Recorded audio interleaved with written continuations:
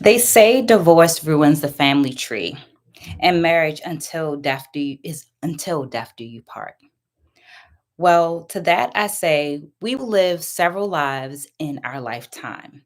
And I offer my experience to those who will experience divorce in some shape or form in their lifetime.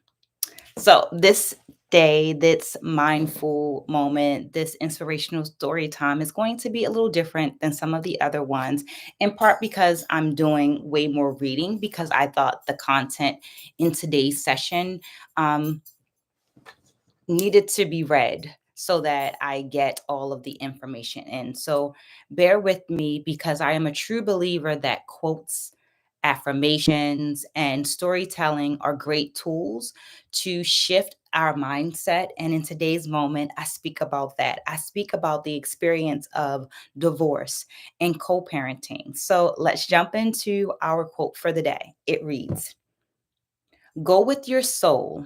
Your soul is always right." Here's three things for you to remember. Number one, ask yourself, how does your soul feel? Number two, go with that. Because of number three, your soul is always right. I found this interesting statistic that I'm going to share with you. 85% of all incarcerated youth are from single parent homes or homes with sole custody. 70% of teenage pregnancies are to children from a single parent or sole custody situation. Now, it's easy to get caught up in those statistics and like let your mind go down that very deep hole of what that actually means. But it's also very, very important to remember that that's a sample group and there are other options. So, with all of the calamity, it's possible to lose sight of the wisest person of them all, which is you, which is your soul, which is your gut feeling. And it's important to get in touch with those. So, I offer my experience as another story, another example of a truth. My name is Maya D, and I'm a storyteller by trade. I do so through dance, and in more recent times, I've been doing it through the platform, through the space of writing. And about 4 years ago, I began collecting these wise words from different women in my community and things that I saw on social media and started writing them down in my journal as a way to help me, as guidance, really, to help me get through my day. And then for some reason, I began to add different affirmations to them. And what I noticed was this level of like synchronicity, for lack of a better word, between the affirmations and what I was sharing in my journals. It was almost like the affirmations were helping me to remember these experiences in which I demonstrated that very thing that the affirmation spoke to. So I was like, that's a little odd. That's a little interesting, but maybe there's something there. And maybe if I share it with other people, then other people will see the thing, use the thing, and if they need it. So thinking people who need the thing might be able to find the thing if I share this thing. So I originally began sharing it in the form of a blog, and that blog contained those edited versions of my journal entries.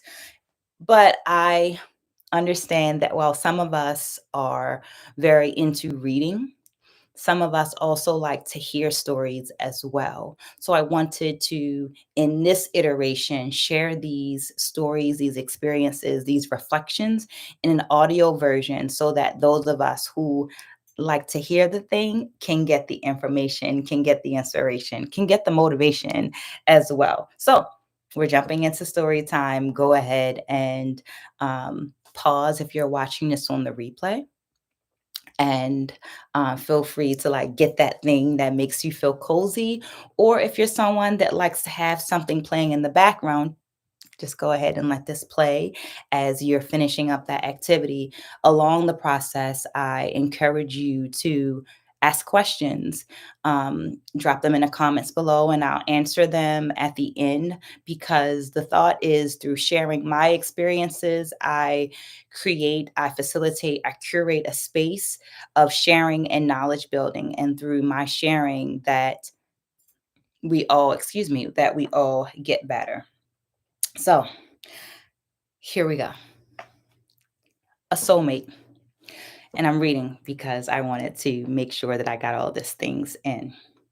Soulmate is a strong word, so let me give you the definition that I use. It's a person you have a deep connection with, but it's more. The two of you have a shared vision. This person challenges you and allows you to become a better person. They believe in you when no one else did.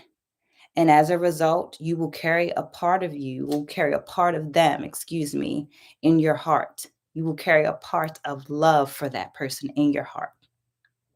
Familial and cultural myths have some of us believing this relationship only dwells in the romantic space. But in fact, as we grow, we learn that intimacy is more than sex. And therefore, a soulmate can be an intimate, platonic relationship. I learned this lesson during my co parenting journey. The thumbnail that accompanies this video is of a pleasant moment, but be clear that there have been some very, very, very rough moments. What's the principle? A pendulum swings just as far to the left as it does to the right. So, with the bad comes the good. Several decades ago, when I was about the age of 11, I met my soulmate. And as the definition implies, I stand where I am today because of how he inspired me. In good times, that inspiration came in the form of comfort and grace. And in tough times, I was just inspired to prove him wrong. We married young for many reasons. You'll hear them as you listen to these stories. All nestled in the idea that it was the right thing to do. He was not just the wind beneath my wings, he was the rhythm of my feet in good times. He had been the musical accompaniment for just about every dance class that I taught for several decades. We had challenges, and as I began to feel more like we were lovingly holding each other's hands while the free hand clipped each other's wings, I felt that I had to make a decision. In October of 2014, I took a major step towards love and an alternative way for our family to live. This was a hard decision because I had considered divorce a vicious cycle that negatively impacts the family. 85% of incarcerated youth are from single parent sole custody homes. 70% of teenage pregnancies are to children from single parent or sole custody situations. 63% of youth suicides are by children from single parent or sole custody situations. That's a heavy list. The previous list was given to us during our court mandated parenting course. At the same time, because at that time, we had several minor age children. So our state required us to take the course in co parenting in order to get a divorce. The statistics bothered me until I remember that statistics are based on a sample group, which means that they don't know everything, and it's not everybody that answered, which to me means that there are also other possible outcomes. One of the presenters offered this enlightening formula: C2F2, child centered and future focused. C2F2 gave me the courage and the perspective I needed to switch my thoughts around divorce and around co parenting. I reminded myself that the children see what they need to see. And it's not my job to make them see a specific thing. but it is my job to be the best example that I can be. If I wanted holistically healthy children, I needed to be healthy. If I had a healthy reciprocal relationship with their father and with other people, ideally my children would see that health and wealth are judged by the quality of our life, not necessarily the title of our relationships. I found a bit of relief in Dr. Shoshana Bennett's article, Divorcing Kids, where she states number one, when mommy and daddy are healthier, happier individuals, their kids will be too. When there is ugliness, no one is happy. I'm going to say that again because sometimes we feel like we have to sit in the thing and our children won't see it. When there is ugliness, no one is happy. Number two, shared custody, kids have the opportunity to experience each parent as a full and competent parent. A full and competent parent. That's a beautiful thing. And number three, there's potential for your kids to either witness you being happy on your own or finding a better partner, both of which are good things. So, in this space of choosing to co parent and find happiness, to find a healthier space, you create a new vision for your children, a new opportunity, a new perspective, a new alternative route to happiness. To keep myself in an emotionally healthy state, I decided that text only was the best method for his dad and I to communicate. And that lasted for about 8 months. I created a little mind language game. How could I target our child centered points in the least amount of words possible? Our communication would only be child centered, while I encourage myself to participate in activities that led or inspired me to be happier and to be healthier, to be a person that was not just a mother, but a human being. I participated in counseling, both, or not both, because more than both. I did financial counseling, spiritual counseling, and emotional counseling. During some court required mediation, we created a parenting plan. And woo!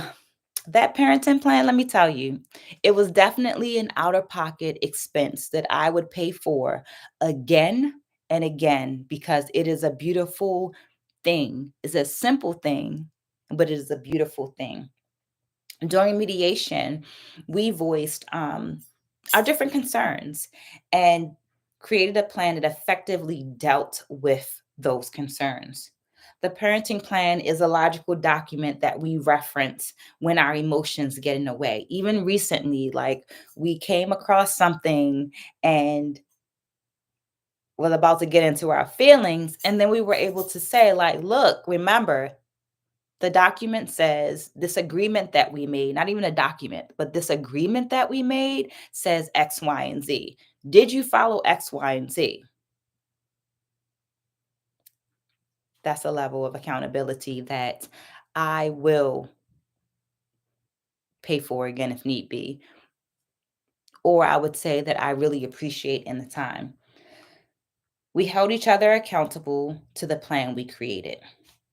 Over time, our individual happiness increased and stress between us decreased. This process taught me to lead by example because actions speak louder than words. Our personal happiness is one of the few things that we can control. And if we taught our children this, then we've done a good job. I don't believe that there's one specific method of co parenting. So please definitely drop your own experiences in the comments below because maybe they will help someone else. In the words of the wonderful Maria Broom, go with your soul. Your soul is always right. Remember to ask yourself, how does your soul feel? Go with that because your soul is always right. In you lives a very wise being, right? And I feel like it's important to remember that. It knows you deeper and better than anyone because it is you. It will never steer you in the wrong place because it always has your best interest at heart. I hope that you've enjoyed this inspirational story time, this motivation, this escape, whatever it had for you. And I hope that if you've liked this video or found it interesting in any other kind of way, that you like and subscribe so that you're here for the next day. I've pushed myself to come on live for the next 30 days. To just share this experience because I feel like we learn through the experiences of others. And sometimes we learn what not to do, but sometimes we learn what to do or other alternatives. Today is day 18 of my 30 days of sharing, and I try to come on around the 4 to 5 o'clock hour to share these experiences with you.